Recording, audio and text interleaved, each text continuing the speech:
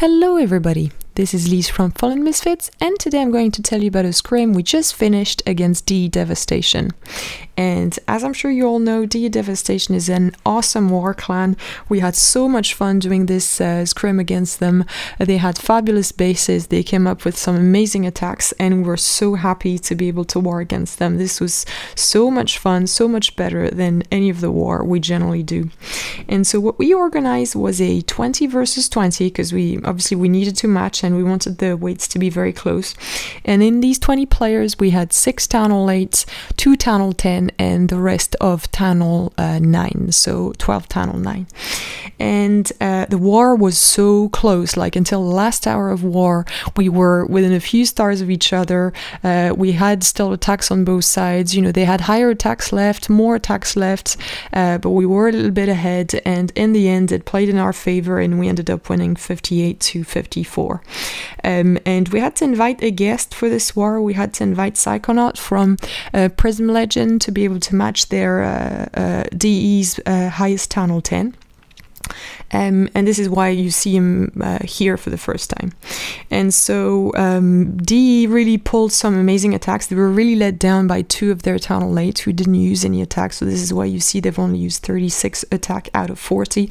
And although they were obviously able to clear out all the Town Hall 8, they were not able to get scouts on higher bases, which would have really helped with their strategy, their planning, and their execution, of course, as well. And so they ended up leaving on the board 3 Town Hall 9, not clear. Chuckles is a Town Hall 9. He just reached Town Hall 10 something like 3 hours before war started and didn't add anything to his war base. And so yeah, so there's 3 Town Hall 9 they didn't clear, and the highest now in Town Hall 10 they didn't clear, but they got a lovely 3-star on our number 2, who is a Town Hall 10. And really they really are an awesome clan. You know, if you want to organize a scrim, a fair play scrim against a clan, I really recommend you reach out to Devastation.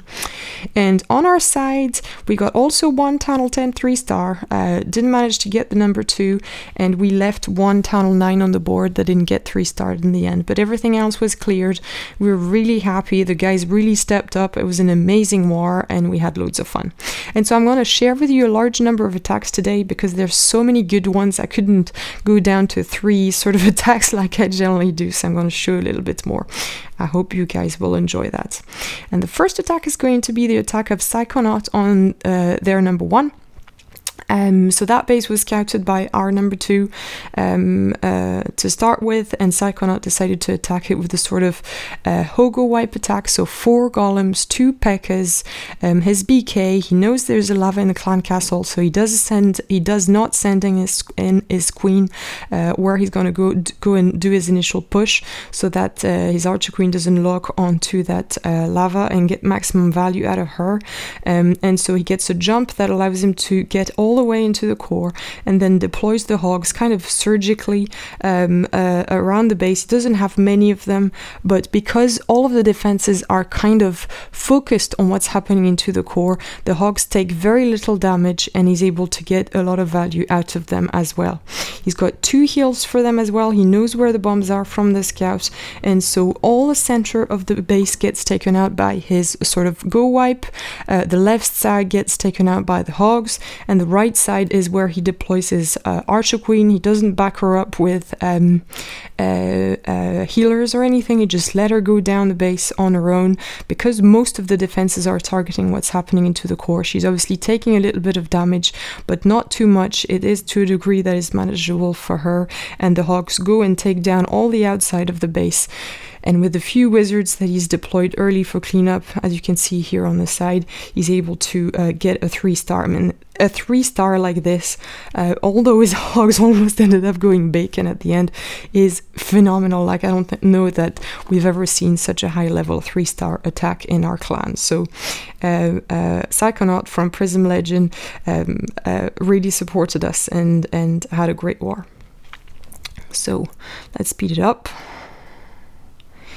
See, it's a 3-star, and then move on to some Town Hall 9 action. Here it is. So, few Town Hall 9 attack that I want to show you. And the first one is going to be Zeb, our number 8, hitting number 3 with a max attack. And as you can see, Zeb is I mean, I wouldn't say she's a low Talon 9 because her defenses are pretty high up, but her offense is pretty low. You know, so she got 14 heroes, and she's attacking a max base with 30 heroes. So getting 3-star on this is absolutely phenomenal. So she goes in with the Shattered Laloon, uses max attack style, meaning 4 quakes to access a big compartment where there are actually 3 air defenses that are in range, and is going to use a rage, a poison, as well as a heal to make sure that her kill squad get everything that she needs to get out of this base, specifically even more so because she's got those low level heroes, so she needs to get a lot out of a kill squad. She's investing a lot into that kill squad, and she's got mini tiny heroes to get the job done. So she needs all the spells, all the help she can get. The BK gets the Archer Queen, which is a huge, very important part of her attack. The BK is also able to get one of the air defense. I mean, the only thing that goes a bit wrong in the start of her attack is that the Archer Queen doesn't go the direction where she wants it to go, and so the air defense at the bottom that she wanted to get end up only being hit by that golem, and so it takes a long time to take it down. And as soon as it does go down, she's going to start the deployment of her lava and loon. You know, she starts from the top and deploy the loon very fast to make sure that they get a little bit of tanking from the traveling time of that lava hound, then continue her deployment sort of anti-clockwise. One of her lavas with the air mines that start to blow goes down really fast, but the Archer Queen, who's still up, is able to reroute and get one of those air defenses pretty fast, and that's really helpful for her in this attack. You know, she ends up, I mean, crazy enough, she ends up with 1 lava that doesn't pop, you know, on a fully maxed up base. I'm saying that just at the moment where I realize one of the Archer Tower actually wasn't, but other than that, the base is completely maxed. It was a beautiful attack. I really think the deployment was really good, and she really got a lot of value out of her kill squad because, you know, despite the fact that she had these mini tiny heroes. So this was a beautiful attack by Zeb. Really made everybody so excited when she was able to take it down. It was really helpful in this war. Let's now move on to some hog fantastic deployment, and this is going to be an attack by Infinity, who's joined us a few weeks back, and he attacks this base, you know, also with using quakes to be able to access an important compartment within this base. But it's going to be a surgical hog attack, sort of shattered GoHo, if that's the way to call it. But he comes in, puts down his 2 golems. You know, they're obviously getting pulled by this cannon, which is outside of the base, but the wizards that he had are still able to funnel and create a nice path for his heroes to go in. Opens up the side with wall breakers, and as soon as that goes down, everything is going in where he wants it to go. He starts to deploy a few hogs. This base obviously had already been hit, I think twice by the point he hit it, so he knows exactly where every trap is. By doing that, he can get down a certain number of defenses. I'm not going to say for free, because obviously a few hogs are used for that, you know, but he can clean up that side of the base pretty easily. With his kill squad, he's able to trigger 2 giant bombs, which obviously is really helpful and really helps his deployment.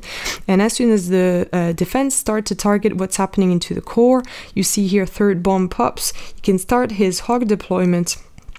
That's going to be surgical, so like 3 to 4 hogs per defense. He knows where everything is. He can put the heals in all the right location, take into account Tesla and bombs, you know, and at that point all 4 bombs in this base have now blown, you know, so there's no big danger. The only thing that matters is to put the heals in the right place, and he does exactly that. So the BK start to get pulled, you know, but he still has that 1 heal that is down. He's still got 1 poison for the pesky skellies that are starting to come out at this exact spot in the base. He drops the poisons right in the perfect space, and his Archer Queen is still up. He's got wizards for cleanup as well as some gobs at the bottom, and so it's a very easy 3-star. He's got, I don't know exactly how many, but something like 10-12 hogs left, and so the cleanup is very fast, and it's a beautiful 3-star. It was towards the end of the war as well, so it was a very important 3-star for us to get, and Infinity really stepped up. It was really nice to see. Next attack I'm going to show you is again going to be a max attack, because, you know, against these anti-3 bases, actually max attack worked very effectively. We've seen actually DE Devastation used a large number of max attack against our bases, and we're very successful at it as well. And so Nightmare goes in on that base with a max attack, Shattered La Lune. So he's got these 4 quakes that he's going to use to open up and get access to 2 air defense. Because he's only aiming to get 2 air defense actually with his deployment, he's using 3 lavas, which obviously is a large number. And what's in the clan castle is actually perfect for that poison that he has. He puts down the poison, he puts down the rage, puts down the heal, everything goes in exactly where it needs to go. His Archer Queen is going to reroute and get that air defense really fast, and as soon as the 2 air defense go down, he's going to be able to start his La Lune deployment. The Archer Queen's been taken out by the BK, and here it goes. He can start the lava. He can start the deployment of the Lune. Obviously there is that one air sweeper which has not been taken down, which is not very well placed, since obviously when you do a max attack you don't have any spells for your lavas and Lunes to speed them up and to help them move fast through the base, and the 2 sweeper are placed in a way that is pretty annoying.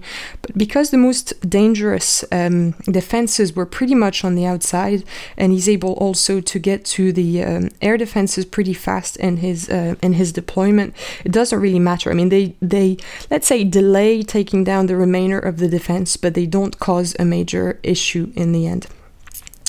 But as he gets towards the back end of that base, you know, he's got a few Lunes left, but by the time he gets to the very end, he doesn't have all that many, specifically because there were these black air mines towards the back end.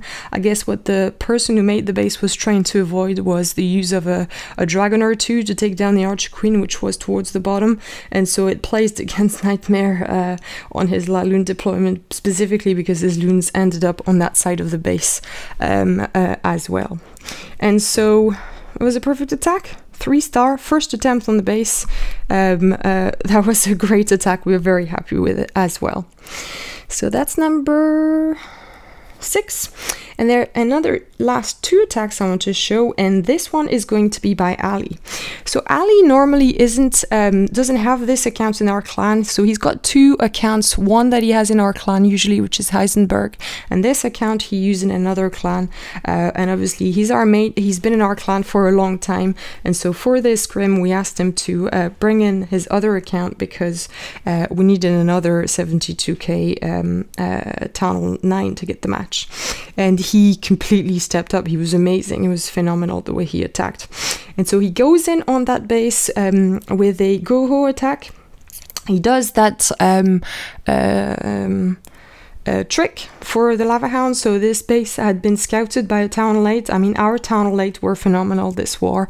They got all the Town Hall 8 cleaned up with 3 attacks left, so we were able to use 3 Town Hall 8 scouts on Town Hall 9 bases to help us with planning and also executing planning for the clan castle kill and all these things. So that was really, really good. Really happy with the performance and the support and the engagement of our Town Hall 8. And so he goes in with 2 golems, so Shattered GoHo. Obviously, because he's using a healer, that's why you see he's got fewer hogs than what you would normally see in this kind of attack. But it's so worth it because that max lava doesn't do any damage to the base at all.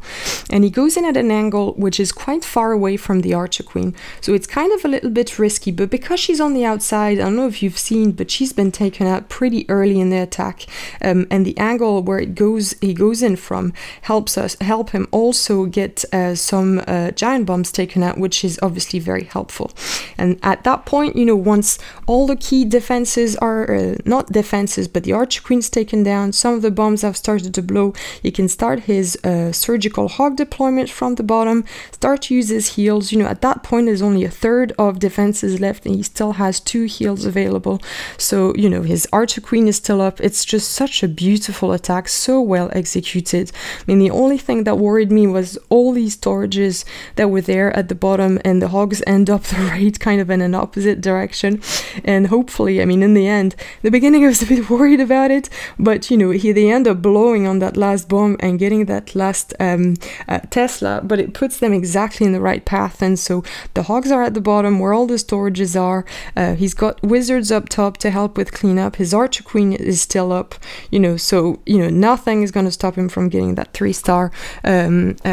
Beautiful attack here as well, very well executed. It was amazing to see. He's also even able to use that poison on the lava to help him die faster, which was very funny. Swag poison. So that's number 7, and the last attack from this war that I'm going to share with you is an attack from Shub on number 8. And so it was the first Town Hall 9 attempt on this base. This base was also scouted by one of our Town Hall 8s, which was amazing and really helpful as well. And so Shub goes in. He takes 2 witches to help with his attack, which is not something that a lot of people have done in this war, and it worked really, really effectively.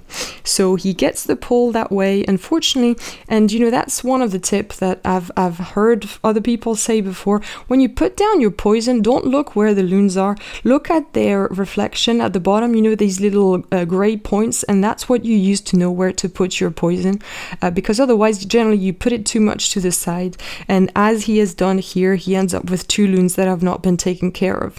But obviously it's only 2 loons. He's got a nice level 16 Archer Queen to help him in this attack. He's got witches also to distract and make sure things go where he wants. He's got these wizards that can take them down quickly, and they don't really do all that much damage. So it ends up being perfectly fine. He puts down the jump where he needs to go in to get the Archer Queen.